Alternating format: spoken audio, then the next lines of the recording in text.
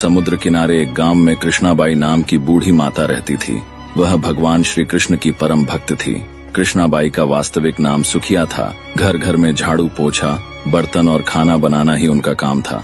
कृष्णाबाई रोज फूलों की माला बनाकर दोनों समय श्री कृष्ण जी को पहनाती थीं और घंटों कान्हा से बातें करती थीं। गांव के लोग यही सोचते थे कि बुढ़िया पागल है।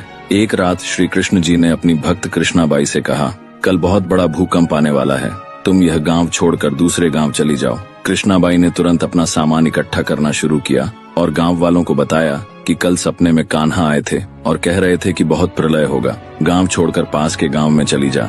अब लोग उस बूढ़ी पागल की बात कहाँ मानने वाले थे। जो सुनता वही जोर जोर से हंसने लगता। कृष्णाबाई ने एक बैलगाड़ी मंगाई, अपने कान्हा की मूर्ति ली, सामान की गठरी बांधी और गाड़ी में बैठ गई। लोग उसकी मूर्खता पर हंसते रहे। बाई जैसे ही गांव की सीमा पार करने वाली थी कि उसे श्री कृष्ण की आवाज सुनाई दी, अरे अपनी झोपड़ी से वह सुई तो ले आओ जिससे तू माला बनाकर मुझे पहनाती है। ये सुनकर बाई बेचैन हो गई। उसने मन में कहा, मुझसे ये भारी भूल कैसे हो गई, अब मैं कान्हा की माला कैसे बनाऊंगी।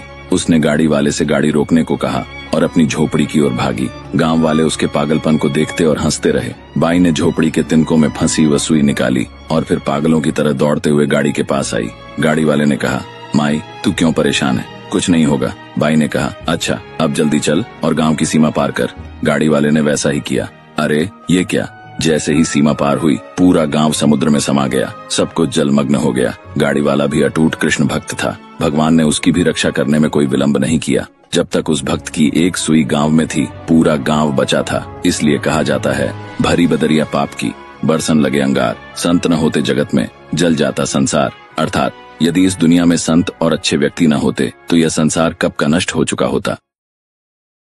Download ShareChat.